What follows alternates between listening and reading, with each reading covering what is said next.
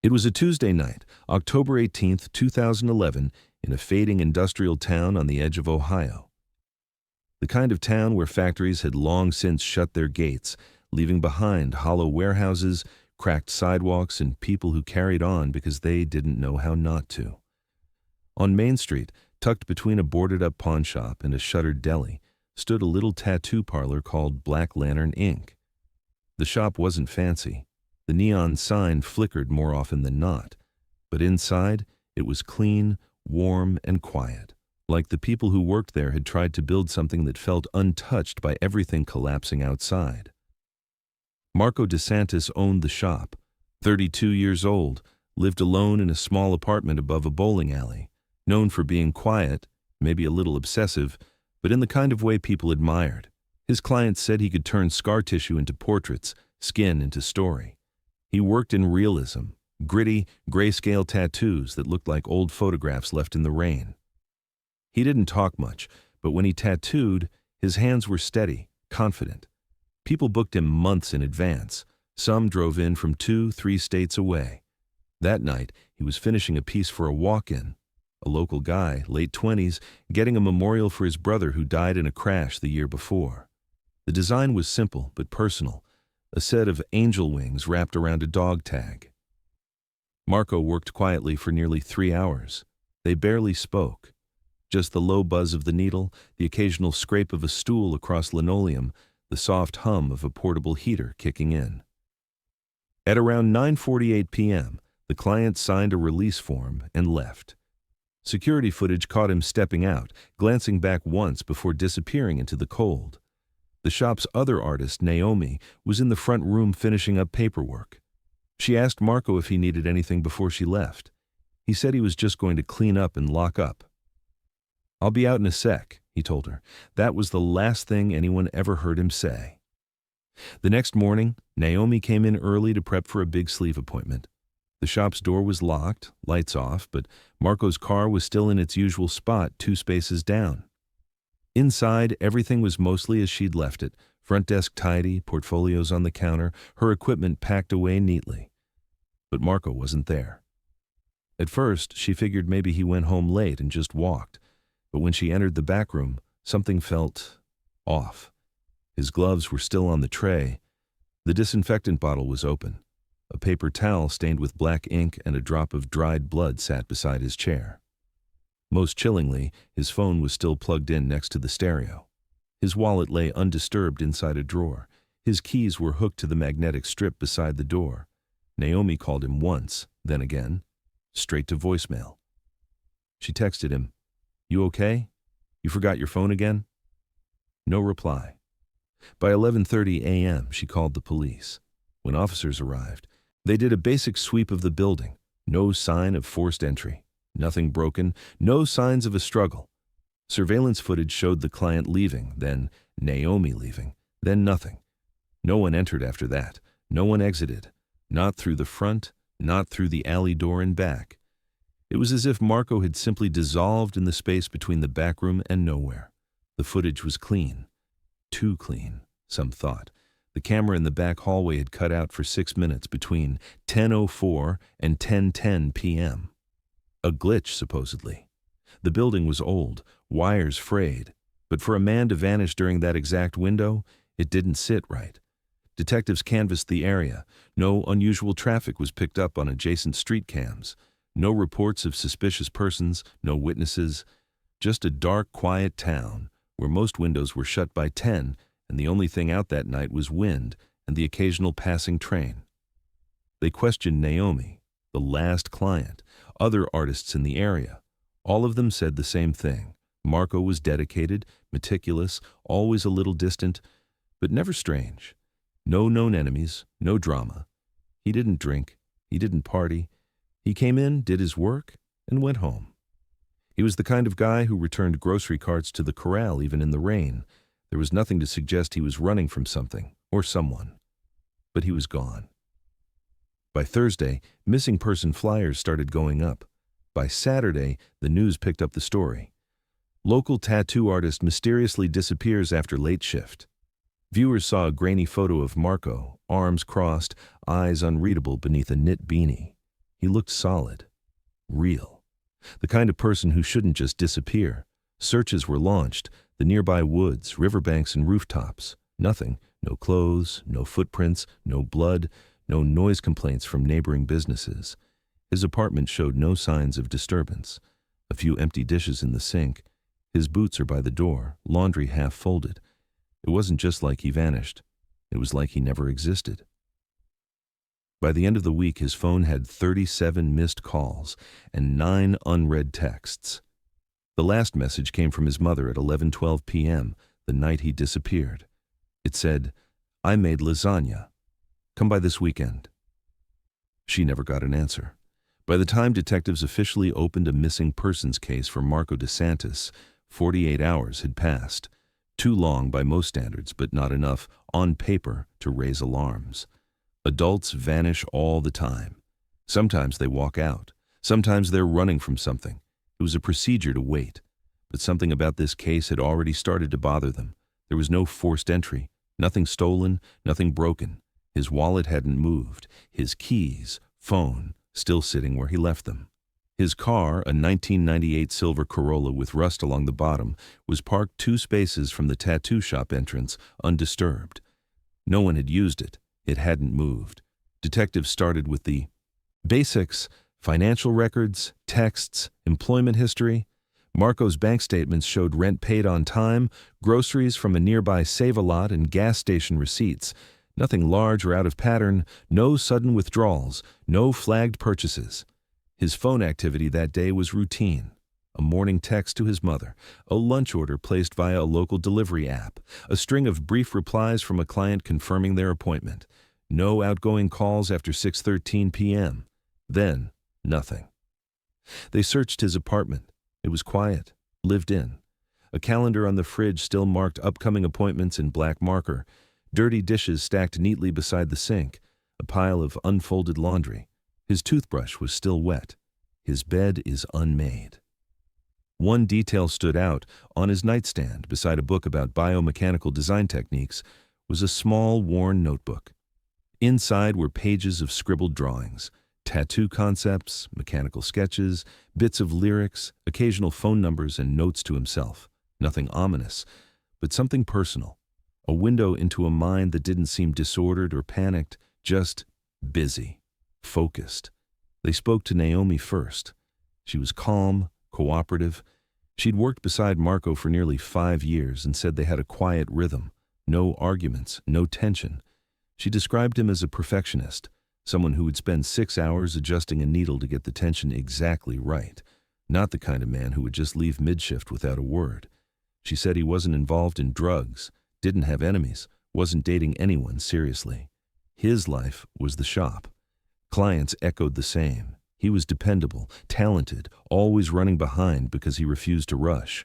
Most never saw him outside the shop. He rarely posted online, never shared personal updates. There were no public fights, no feuds. His name hadn't come up in local disputes or past arrests. They tracked down his ex-girlfriend, Julia. They dated for 3 years, lived together briefly, and split amicably a little over a year before the disappearance. She described him as kind but distant, not cold, just emotionally unavailable. Said he had a hard time relaxing, that everything had to have a purpose. If he wasn't tattooing, he was researching pigments, machines, and needle depth ratios. She hadn't spoken to him in over a month, but she was shaken. It wasn't like him. He might have drifted, but he wouldn't disappear. Then there was the workbench.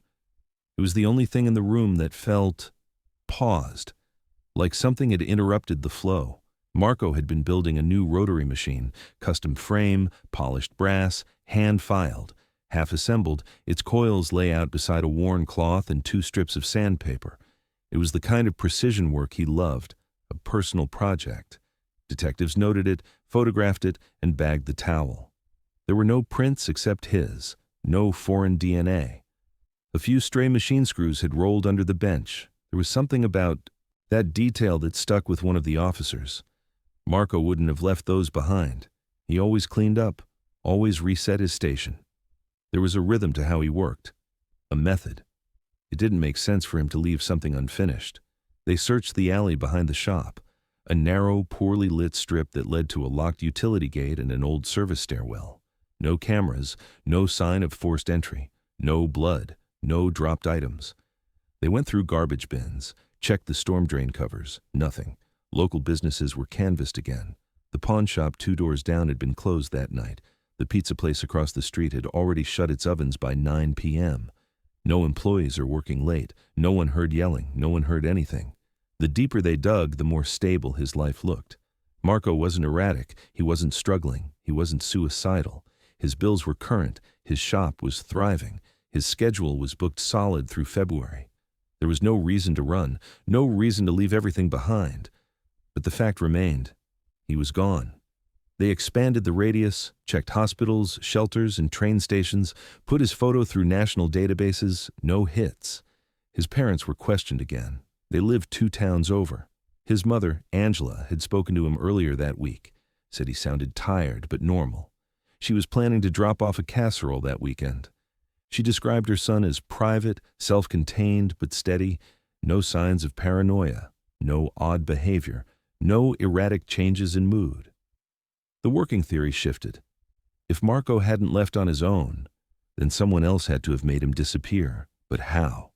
There were no broken locks, no blood trails, no signs of struggle, not in the shop, not in the alley, not in his apartment. He hadn't packed a bag. He hadn't taken his ID. And yet, somehow, in a 10-minute window between 2 ordinary shifts, in a quiet building with one way in and one way out, he had vanished completely. And for the detectives, one question began to settle in the back of their minds, a question they couldn't shake, even if they couldn't yet prove it.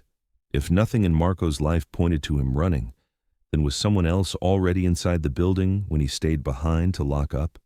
In the days following Marco's disappearance, the town held its breath. Not just because someone was missing, but because it didn't make sense. This wasn't Chicago or Detroit. This was a rusted-out town with 3 stoplights and 1 high school. People knew each other. At least, they thought they did. Marco wasn't just some name in the paper. He was someone's son, someone's friend, someone's artist. If he could vanish without a sound, it meant anyone could. And that possibility settled like dust on every street corner. The first week, volunteers gathered near the shop. They taped flyers to telephone poles, taped them again when the wind tore them down. His face stared out from gas, stations, grocery stores, and laundromats. People started showing up with flashlights and dogs, walking the woods behind the industrial park, checking overgrown trails along the riverbank. They kicked through dead leaves and broken beer bottles, looking for anything. They found nothing. Online, a Facebook group was started by one of Marco's former clients. Within days, it had over 3,000 members. People shared theories, offered satellite images of the shop, and tried to crowdsource ideas. Some reached out to podcasters, others to regional media. A candlelight vigil was held outside the shop on a Saturday night. 74 people showed up in the cold, holding signs that said, "Bring Marco home." His mother stood among them, holding a photo of her son from his high school graduation. She didn't speak. She just kept looking at the front door of the building, like maybe he might walk out and explain it all. But as time passed, the ground beneath that hope began to shift. With no forensic evidence and no leads, people started to fill the silence with guesses. Theories spread. Some whispered that Marco had gotten into something, gambling, drugs, something dark. But there was no proof, no arrests, no behavior to back it up. Others said maybe he'd gone into witness protection, that he'd seen something he wasn't supposed to, and the government had pulled him out. But there were no federal agents, no black SUVs. No one ever came forward with anything credible. Then some believed he'd taken his own life, quietly and deliberately, somewhere far enough away that no one would find him. But no note was ever found. No signs of depression. His browser history showed nothing relevant. He'd bought groceries 3 days before, picked up his mail, paid his water bill lead truly stuck. Detectives revisited his clientele list. They looked at appointments from the last 6 months, ran names through state databases, and flagged anyone with criminal records. Some had minor offenses, DUI, unpaid tickets, but nothing serious. One man had a prior assault charge from 2003, but had an alibi for that night. Another had moved out of state. A third had been in jail during the disappearance. One by one, they were eliminated. The shop's landlord allowed a second walkthrough by investigators, this time with more focus on the basement and ceiling access points. They checked behind insulation panels, opened the furnace access, and even scanned sections of drywall for signs of tampering. No blood, no fibers, no scent trail. Cadaver dogs brought in on the fourth day picked up nothing. The case stayed cold. 10 days in, a woman from a neighboring town reached out through Facebook. She said she was a medium. She claimed Marco had reached out to her in a dream, said she saw a brick wall and a flickering light, that he was scared, and not far. Angela DeSantis was desperate enough to listen. She met the woman at the tattoo shop. The woman stood silent in the backroom for nearly 20 minutes, then said softly that Marco was near metal. The officers assigned to the case didn't write it into the official report. Around week 3, the community energy began to thin. The weather turned colder. Fewer flyers went up. People who once organized group searches stopped answering messages. Life, as it does, moved forward, but not for everyone. Marco's parents didn't stop. His father, Joe, began driving the same loop every evening after dinner. Tattoo shop, alleyway, river path, back home. Angela kept a binder full of updates, timelines, printouts of comments from the Facebook group marked with highlighters and sticky tabs. They offered a $5,000 reward, money they didn't have. They called the detective weekly, even when there was nothing new to say. People began to notice how quickly the town wanted to forget. Some said it was because of fear. Others said it was easier not to think about what might still be out there. The shop stayed closed. Naomi stopped taking clients. She eventually moved out of town. 6 weeks after Marco vanished, a letter arrived at the police station. No return address. Inside was a torn page from a spiral notebook. It said in shaky handwriting, "You're looking in the wrong places. He saw something he wasn't supposed to." There were no fingerprints, no DNA. The envelope had been dropped in a public box 2 counties away. Detectives believed it was a hoax.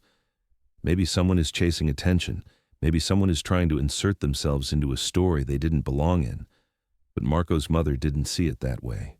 She had the note copied and taped it inside her binder, next to a highlighted sentence from the case log. The sentence read, "No signs of forced entry. No sign of exit either." And as the calendar flipped to December, as snow began to gather on the sidewalks outside the empty tattoo shop, that was the only thing anyone could say with certainty. He went into that room, and somehow, he never came back out. Nearly 3 months had passed when the case was briefly reclassified as open with new interest. It wasn't because of a new witness or sudden confession. It was because a new forensic team had been assigned to re-examine the tattoo shop at the request of Marco's family. They hadn't stopped pushing. Angela DeSantis had written letters every week to the department, the mayor, and the state office, until finally someone gave in. A new pair of eyes would walk the scene, the same walls, the same floor. Just another chance to find something that might have been missed the first time around. By the time the team arrived, the shop had sat untouched for months. Naomi had ended her lease early. The windows were dark. Dust had collected on the front desk. Flyers still clung to the outside door. The building felt paused, like everything inside had been waiting for someone to come back and finish the story. The new forensic technician, former state crime scene analyst turned consultant, walked slowly through the shop with a small team.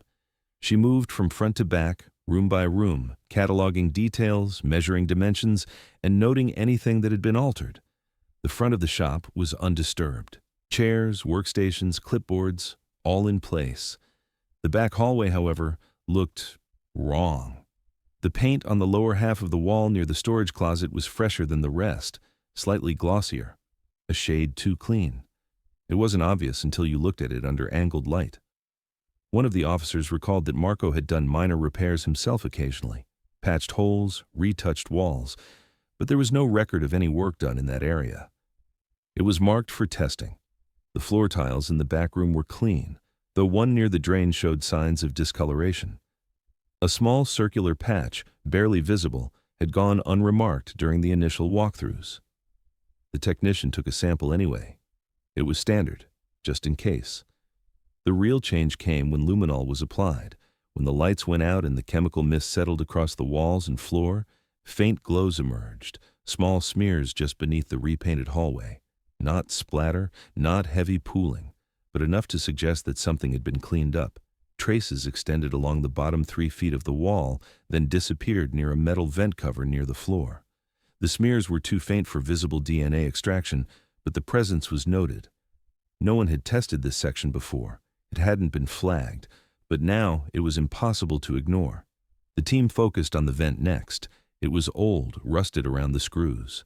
When removed, the inside was clean, but one reddish-brown smear was spotted along the lip of the duct just inside. It was photographed and swabbed.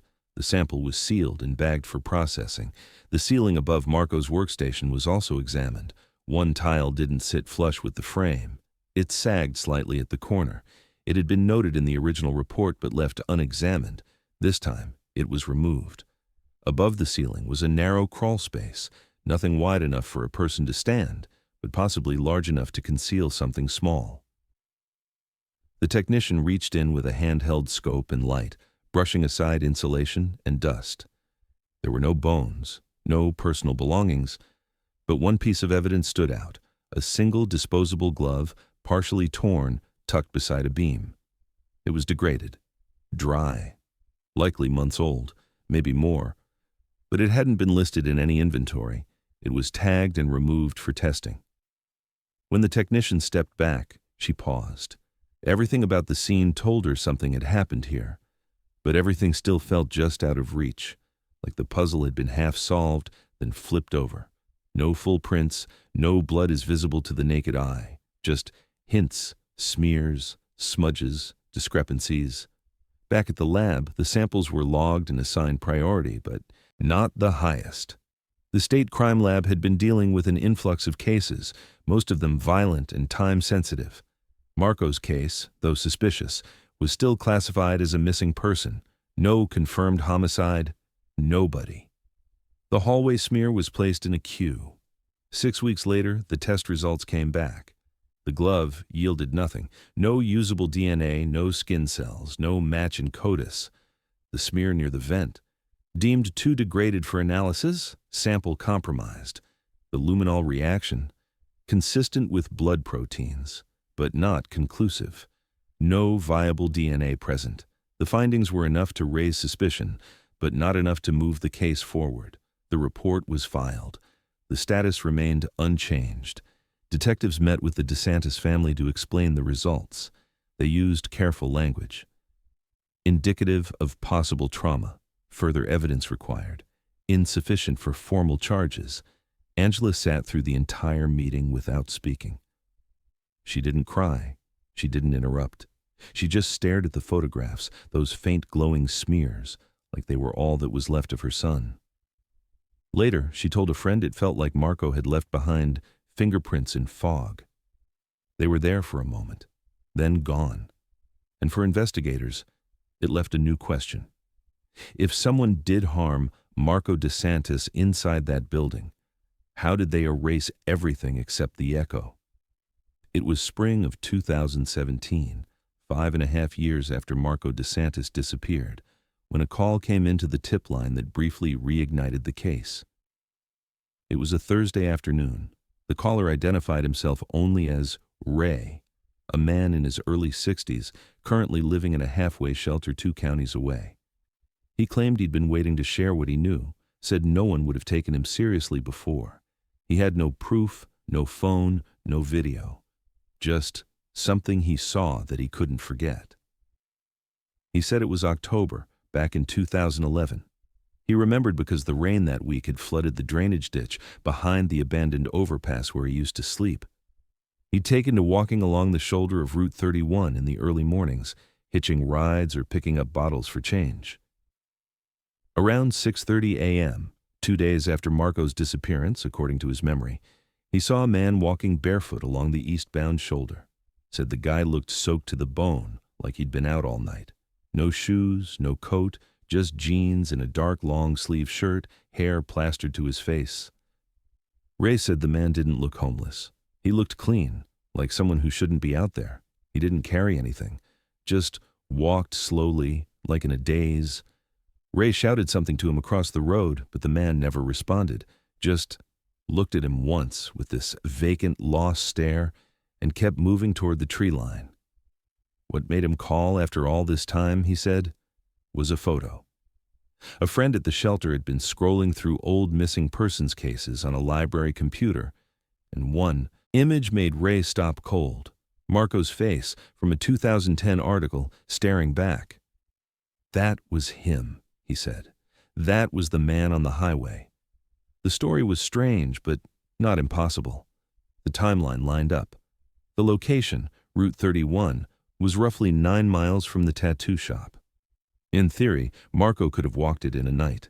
The route passed through wooded areas and light commercial zones, but it wasn't entirely remote. The weather records confirmed it had rained that week. Hard. Nearly nonstop from Monday through Thursday. Detectives met Ray in person. His memory was scattered in places, but the core story didn't change. He'd been sober at the time, he insisted. He didn't know Marco personally, had never heard of Black Lantern, Inc., but he knew what he saw.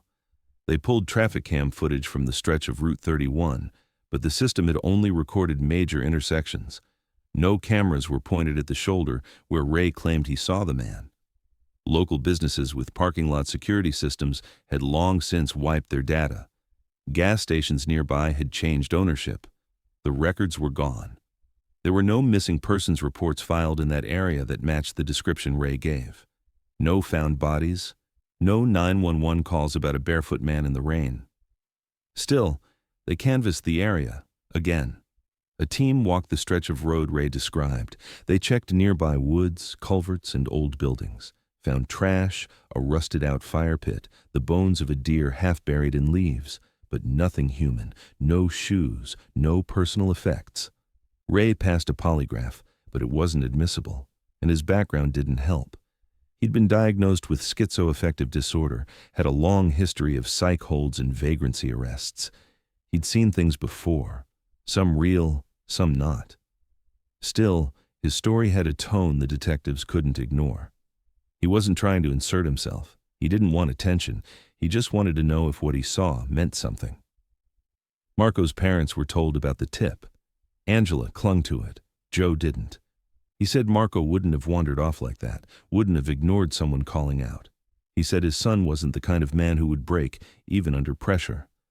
But Angela wasn't so sure. She brought up an old photo, Marco, barefoot, sitting on the back porch of their home one summer, lost in thought. She said he used to walk outside like that when he couldn't sleep, said he hated the feel of shoes when his mind was racing. Still, no physical evidence surfaced. No other witnesses came forward. The case remained suspended in that same frustrating place, possible but unprovable. Online forums picked up the story. Reddit threads spun theories. Some believed Ray completely, said maybe Marco had suffered a psychotic break, that he'd been drugged or concussed. Others thought it was a case of mistaken identity, that Ray saw someone else, a transient, a runaway, a ghost of someone long since forgotten. But one detail stuck with the lead detective, a detail Ray had repeated more than once, even when not prompted. He said the man had a small black object in his hand, something he was squeezing over and over like a stress ball. Said it didn't look like trash, looked like a tool, compact, heavy. When asked to draw it, Ray sketched something that looked eerily like a tattoo machine, simplified but unmistakable. There was no way to confirm it, but it opened a door, however briefly. And once again, investigators were left with a question that haunted the next phase of the case. If Marco really was seen 2 days after his disappearance, then where had he been in the hours in between? By 2019, the once vibrant tattoo shop on Delaney Street had long since lost its spirit. The storefront remained, its sign faded and cracked from years of weather. After Marco disappeared, Black Lantern, Inc. limped along for a while. His former co-worker tried to keep it going, even brought in new artists. But the shadow of that night never left the place. Clients stopped booking appointments. Word of mouth turned into whispers. Some said the shop was cursed. Others just didn't want to sit in a chair where a man had vanished without a trace. Eventually, the doors shut for good. The building sat vacant for over a year, collecting dust and graffiti until it was bought at auction by a small property firm. Their plan was simple: renovate it into a retail space, maybe lease it to a vape shop or boutique, something low overhead, high turnover. In the spring, the first crew went in to begin demo work, tearing out old counters, yanking up carpet, stripping the walls. It was on the second day that a contractor paused while prying off a rotted drywall panel near the back room, the one closest to Marco's old station. As the sheet came free, something odd caught his eye: a patch of gray paint that didn't quite match the rest of the wall, and beneath it, barely visible at first, something carved into the plaster. Words, etched by hand, not deep, but deliberate. He brushed off the dust, leaned in. It read, "It's not safe. I saw what I wasn't supposed to." The crew halted work. The foreman called the police, and within hours, crime scene techs were back in a building they hadn't stepped inside in nearly 8 years. They photographed the message from every angle, scanned it under alternate lighting, checked for latent fingerprints. The etching was old, but there was no way to date it exactly. No name, no initials. Just those 10 words pressed hard into the wall beneath where a mirror had once hung. They sent the panel to the state lab, hoping maybe, just maybe, something might still be recoverable. Skin cells, sweat, something that could link it to Marco or to someone else. But weeks passed, then months. The results came back inconclusive. No prints, no DNA, just dust, paint, and silence. Investigators tried to reconstruct who had worked in that room after Marco vanished. Fraught roster of guest artists who rotated in and out of Black Lantern Inc. between 2011 and 2014 was long and mostly untraceable. No logs were kept. One artist had died of an overdose in 2016. Another had moved out of state. The shop owner at the time barely remembered who had used which station, only that Marco's had remained untouched for several months after the disappearance, out of respect or maybe out of fear. They asked his parents if the phrase meant anything to them. Joe didn't think so. Angela, quietly, said the tone reminded her of something Marco might have written, said it was the kind of phrase he'd used in his sketchbooks, cryptic, almost coded. But she couldn't be sure. Theories multiplied again. Some believed Marco had left the message himself, somehow, in the hours before he vanished. A warning, a cry for help. Others thought it was left later, by someone else who knew something, someone who hadn't felt safe enough to speak. Online speculation exploded. Reddit users analyzed the handwriting, tried matching it to Marco's old notebooks, but the samples were too different, too rough, too rushed. It could have been anyone. Still, something about the placement gnawed at the lead investigator. The fact that it had been hidden beneath a coat of mismatched paint. The fact that no one had seen it before, not even during the earlier forensic sweeps. If it was a prank, it was an elaborate one. And if it was real, then it meant someone knew more than they were saying. For a few weeks, the case felt alive again. Officers revisited old interviews, called former employees, rechecked the names of past clients, but the leads fizzled quickly. No one came forward. No one recognized the phrase. And eventually, the shop was cleared for renovation again. By fall, the walls were gone. So was the floor. The message, scraped off, replaced with white tile and track lighting, the new business moved in that winter. A wellness studio, cold-pressed juice, yoga mats, ambient playlists.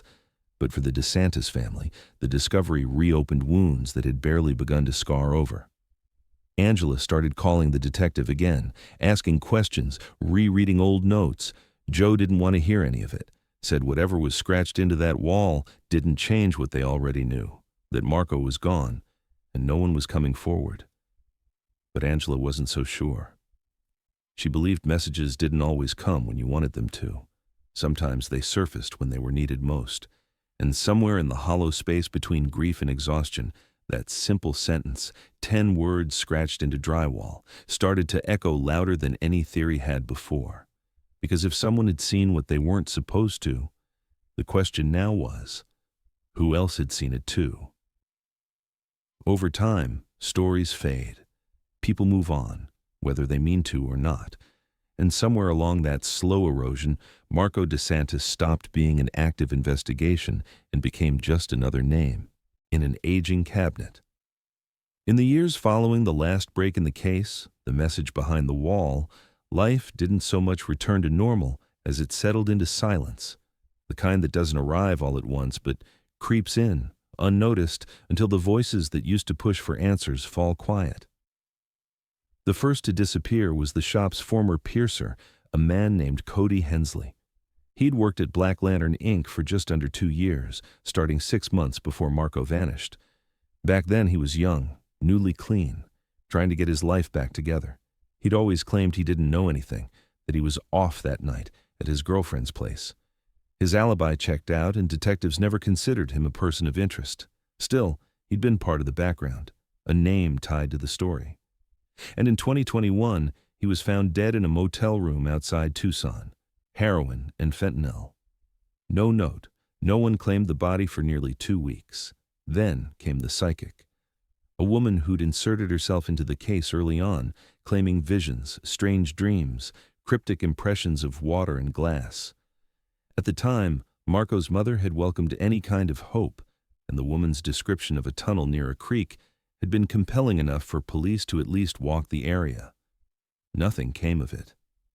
Over the years, the woman built a modest online following, paranormal forums, live readings. But sometime in 2022, she deleted all her accounts. Her phone number stopped working. Even the domain tied to her website was listed for sale.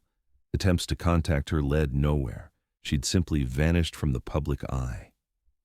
Marco's ex-girlfriend, who had once been the closest personal link to his day-to-day life, eventually stopped returning calls. She'd moved out of state, Pennsylvania, then Oregon, built a new life, a new job, a new last name. She'd spoken to police several times in the early days, given a thorough statement, even sat through a taped interview. But each time they reached back out, she grew more distant. In her last email to the department, she wrote that she'd said everything she could and wanted to be left alone. That was 5 years ago. She never replied again. As the people around the case faded, so did its urgency. The detective who'd reopened the file after the message behind the wall retired in 2023. The unit reassigned the case to a younger officer, but it was largely symbolic. There were no new leads, no outstanding warrants, no persons of interest left to question. The boxes labeled DeSantis M were consolidated into a single folder and shelved in the back row of the records room under inactive, a category that means something between forgotten and unresolved. Even Joe and Angela, once the loudest voices demanding answers, began pulling back. The press stopped calling as often, but when they did, the couple politely declined. Joe had grown bitter, toward the media, toward the town, toward the case itself. Angela kept lighting a candle every year on Marco's birthday, but she didn't want to talk about it anymore. They rarely visited the shop site. The new tenant had painted over everything, replaced the back rooms with mirrors and meditation mats. Nothing remained. It wasn't that they stopped caring. They just got tired of living in the moment their son disappeared. Year after year, news outlets would circle back with the same questions, the same empty segments. 10 years later, still no trace. Where is Marco? And every time it ended the same way. Cut to a photo, a birth date, a silent hope that maybe someone would remember something. But no one ever did. The online forums slowed too. Reddit threads stopped updating. YouTube theories fell out of the algorithm. At first, people had been obsessed with the smallest inconsistencies, where Marco's keys were found, the strange burn mark on the carpet, the half-finished tattoo gun. But after a while, interest moved on to newer cases, fresher mysteries. In some ways, the quiet was worse than the chaos. In chaos, at least there's movement, phone calls, flyers, police updates. But silence is final in its way. It means there's nothing left to say, nothing new to find. The hardest part was that there had never been a body. No crime scene, no confirmed sighting, just a man who walked into work one day and didn't come home. And for the people who knew him best, that vacuum became its kind of trauma. Every scenario, murder, suicide, disappearance, required accepting something without proof. But even in the silence, something lingered. Not hope exactly, but weight. The sense that the story wasn't over, that one detail, one forgotten name, one moment overlooked, might still live somewhere. And while the world had moved on from Marco DeSantis, the truth hadn't. It was still out there, buried beneath years of false leads, faded memories, and witnesses no longer here to speak. In the spring of 2025, the old building on Oak Ridge Avenue was scheduled for demolition. The yoga studio that had occupied the space after the tattoo parlor shut down had closed quietly the year before, leaving the storefront vacant and hollow. A local chain coffee shop bought the lease, planning a complete teardown and rebuild. No one paid much attention. By then, the place had become just another forgotten address. The name Black Lantern Inc. hadn't been spoken aloud in years. Construction crews arrived in April, stripping the walls down to the studs. They worked fast. First the flooring, then the ceiling tiles, then the layers of drywall caked with decades of paint. But on the third day, as they removed the last partition near the rear of the structure, behind what used to be the back hallway, they found something that hadn't shown up on any of the renovation blueprints: a shallow recess in the foundation. Barely noticeable unless you were standing in the exact spot where the wall had once met the old breaker box. Behind it, a narrow crawl space, no more than 4 feet deep. The workers figured it had been sealed off during an earlier remodel, maybe decades ago. The air inside was thick with dust and rodent droppings. Bits of torn insulation clung to warped wooden beams. A crushed soda can, a cracked phone screen, a pile of long-dead insects. At first glance, nothing about the space looked important. But then, someone noticed the markings. Just a few inches above the floorboard, on one of the internal support beams, there was a set of deep, uneven scratches carved directly into the wood. Nearby, driven into the beam at a downward angle, was a single rusted tattoo needle, embedded halfway in like it had been stabbed or forced with significant pressure. The wood around it was splintered and stained dark from years of exposure. But the needle was still intact, a detail that would change everything. The workers didn't recognize what it was at first. But the site foreman, a lifelong local, knew the history of the building. He made the call to the police. By that afternoon, the scene had been cordoned off. For the first time in nearly a decade, Marco DeSantis' name was back in the system. Investigators returned, this time with tools and equipment built for forensic recovery. They documented every inch of the crawl space. No human remains, no blood. But the scratch marks around the embedded needle didn't look random. They ran vertical, in parallel lines, almost like tally marks or an attempt to dig. There were no initials, no written message, just damage, deliberate, maybe panicked. And the needle itself wasn't standard issue. It had a distinct configuration, a half-wrap coil setup and a notched base plate. It matched a custom design Marco had been prototyping in the months before he disappeared. That detail made it official. Whatever had happened behind that wall wasn't accidental. Crime scene techs recovered the needle and sent it for analysis. There were no fingerprints, no trace DNA, and no biological material left to test. The moisture and heat inside the sealed crawl space had degraded everything. But the position of the needle, its angle, and the force required to embed it, the way it was suggested more than just a drop tool. Someone had driven it in, on purpose. The room it had been hidden behind used to be part of the back hallway, not far from where luminol had once shown faint traces of possible blood, evidence that had never been confirmed. The same stretch of wall where, years ago, a reddish smear had gone untested due to lab backlog, where ceiling tiles had looked disturbed and nothing ever came of it. It was all in the same line of sight. The crawl space sat directly behind it all, invisible for years, just a few inches of drywall away. Detectives reopened the case file. Again. They cross-referenced photos from the original investigation, pulled up Marco's design sketches, and confirmed that the needle's build, down to the soldering, matched one of the few prototypes he had mentioned to coworkers. It had never gone into production. He was still refining it the week he vanished. But beyond the needle, there was nothing else. No tools, no notebook, no clothing. The scratches couldn't be dated, and the crawlspace had no secondary exit, no ventilation. It was unclear how anyone would have accessed it unless they were inside the building during renovations or had specific knowledge of its layout. Speculation surged online. Some believed Marco had been hidden there, briefly, or had left it as a sign. Others thought it might have been planted, though there was no evidence the needle had been touched in years. A few wondered if the needle wasn't left by Marco at all, but by someone trying to erase him. But with no human remains, no footage, no new names, the momentum once again began to slow.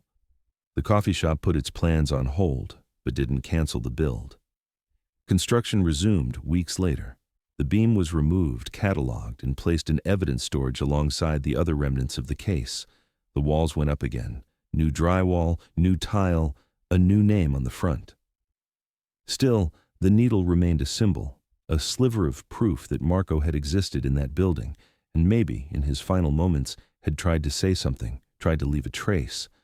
For investigators, it wasn't closure, but it was the closest thing to a footprint they'd found in years. For his parents, it was something to hold on to, a sign that Marco hadn't simply disappeared into nothing, that somewhere in those scratch marks and wood grain was the ghost of a struggle. A piece of truth is trying to surface, something someone had tried very hard to keep buried. The needle changed everything, and nothing. Once the image leaked online, speculation caught fire almost overnight. A rusted, half-embedded tattoo needle was found behind a wall nearly a decade after a man vanished from that very building. It was the kind of detail that was tailor-made for the internet. Within days, Reddit threads multiplied, YouTube sleuths compiled timelines, and TikTok users posted diagrams of the crawlspace overlaid with grainy photos from the original case. Everyone had a theory, and no two sounded the same. Some insisted Marco had been walled in alive, hidden in that crawlspace during a renovation phase, possibly sedated, possibly conscious. The tally-like scratch marks on the beam were taken as a desperate attempt to signal for help. The embedded needle became a focal point. Its angle, the depth, the surrounding gouges, all were analyzed as though they might reveal motive, time of death, even the perpetrator. Others argued Marco might have gone into hiding voluntarily, using the space as a temporary escape from something or someone. But that didn't account for the silence that followed. No sightings, no financial activity, no sign he had survived long enough to leave. In online communities, building blueprints were dissected, floor plans from every phase of the property's life, tattoo parlor, yoga studio, vacant unit, were posted and annotated. The crawlspace hadn't appeared on any of them. That added to the mystery. Was it intentionally hidden, or just overlooked for years? Old co-workers and former clients were tracked down. Some declined to speak. Others agreed to anonymous interviews on long-form podcasts. One, a former apprentice named Tori, admitted something strange. Marco had grown paranoid in the final months. He'd often comment about someone hanging around after hours or a car parked across the street that didn't belong. He never named names, just hints. Someone from the past, maybe a client, maybe not. He'd begun locking his workstation drawers even during his shifts, something he hadn't done before. At the time, they all thought it was stress. But now, in hindsight, it felt heavier. Podcasts speculated wildly. One episode floated the idea that Marco might have uncovered something illegal happening in or near the shop, trafficking, forgery, even organized crime. But no evidence had ever supported any of that.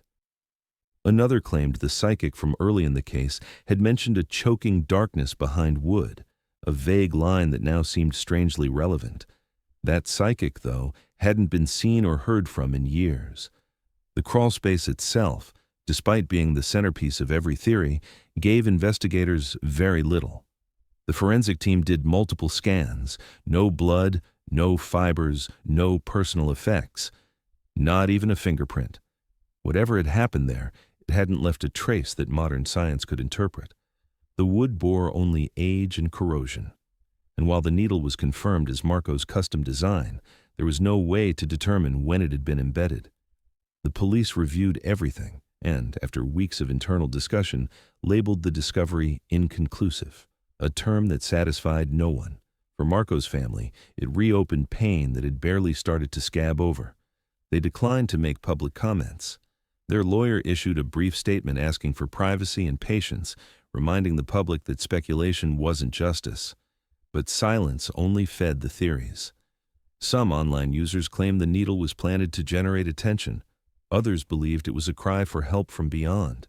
A few claimed it wasn't Marco's needle at all, that it had been misidentified, or that the whole thing was a hoax designed to revive a cold case. The most extreme corners of the internet floated conspiracy theories that Marco had never existed at all, that the entire case was a performance, some elaborate form of media manipulation. But for the people who'd known him, really known him, the needle was personal. His ex-girlfriend posted a single image on a now deactivated account, an old photo of Marco sketching that same coil setup in a notebook dated 4 months before he vanished. No caption, just the image. It was enough. And then came the messages. A few users on anonymous boards claimed they'd seen Marco. One said in Albuquerque, another swore he was in Oregon. Each lead was vague, unverifiable, and ultimately dismissed. But one detail stood out. A user on a defunct forum posted a blurry photo of a wall, cracked and paint-chipped, with a nearly identical scratch pattern, long vertical lines carved into the wood. The photo was traced to a condemned property in a neighboring state, hundreds of miles from the original tattoo shop. Investigators looked into it. The building had already been demolished. Nothing remained. Still, the resemblance was uncanny. The same 5 marks, the same pattern. It stirred up a new round of speculation. Was Marco trying to leave signs? Had he escaped and tried to communicate something? Or was someone copying it to create confusion? No one could say. The photo couldn't be authenticated. The user who posted it disappeared. Another dead end. But one question kept resurfacing, louder than the rest. If Marco had placed that needle, if he'd left those scratches, then how did he get into that crawl space? And more importantly, how did he get out? It took nearly 11 years, but the case of Marco Suarez found its way into the hands of a podcast producer known for revisiting cold cases that felt more like open wounds. The series had built its reputation on restraint, avoiding dramatization, refusing sensationalism. It dealt in facts, testimonies, and official records. In Marco's case, that material was scarce, but what it had was something rare. A single, chilling detail that no one had ever explained. A rusted tattoo needle embedded in a wall where no one had looked for nearly a decade. The podcast episode ran just under an hour. It opened with Marco's background, a summary of his disappearance, and the timeline most listeners already knew. But in its final stretch, the host read something no one outside the family had heard before. A handwritten letter from Marco's mother, sent months earlier, after the discovery in the wall.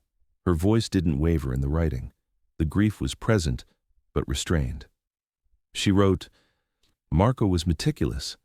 Everything he owned had a place. He once took an entire day off work to reorganize his ink bottles by hue. If that needle's in that wall, it didn't fall there. He put it there, or someone did. And if he did, then he wanted someone to find it." The podcast struck a nerve. Downloads spiked. People shared it across platforms, tagging police departments, journalists, and amateur sleuths. The attention forced a quiet ripple through the local department, whose cold case unit had long since moved Marco's file to the back of a steel drawer labeled inactive. Within weeks of the episode airing, 2 investigators were assigned to re-examine the needle. Not to reinvestigate the entire case, there wasn't the funding or personnel for that, but to look, again, just in case something had been missed. They pulled every photo, every report, every scrap of forensic data tied to the crawl space. The wood beam had been tested for prints and DNA. Nothing. The needle had been cataloged, photographed, and preserved. No smudges, no fibers, just corrosion. It had been Marco's design, that much remained certain. The etching on the coil matched sketches found in his notebook. but it told them nothing about who had put it there or when or why. The scratch marks around the needle were harder to interpret. Some believed they were an act of panic. Others thought they were a countdown or a message, something only Marco would understand. A pattern of desperation carved slowly into aging wood. But without context, it was noise. And so, again, it stalled. The building itself had changed completely. The new coffee shop that took over the property had gone through with their renovations, sealing the crawl space during reconstruction.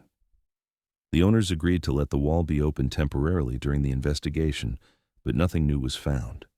Just the void where the beam had stood, now replaced with fresh supports.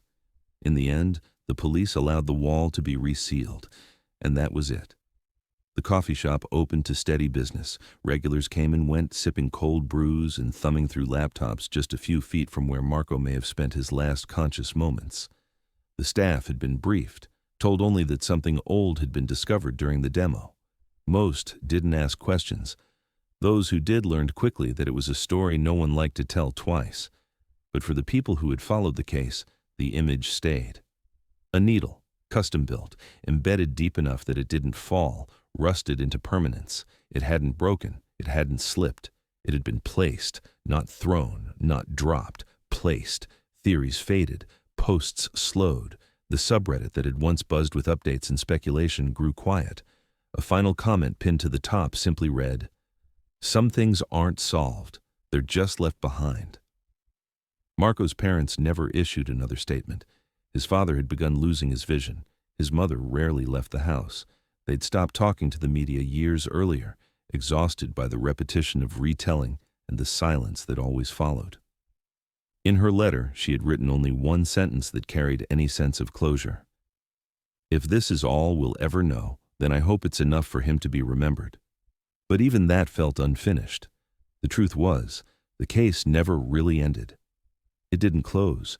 It just stopped moving. There were no bodies, no charges, no confirmed crime. Just a missing man, a message carved behind old paint, and a needle in the wall, like a whisper frozen in time. And that's what haunts people. Not just that, Marco vanished. Not just that the evidence led nowhere, but that something, some clue, some warning, some final act was right there in the wall for years, and no one noticed. A message that may have been scratched by trembling hands or perhaps carefully etched with purpose. Either way, it had gone unseen. Now, sealed behind drywall and fresh plaster, that spot is part of the decor. Baristas stack boxes nearby. Customers laugh without knowing. No plaque, no marker, no sign. But the space remembers, even if no one else does.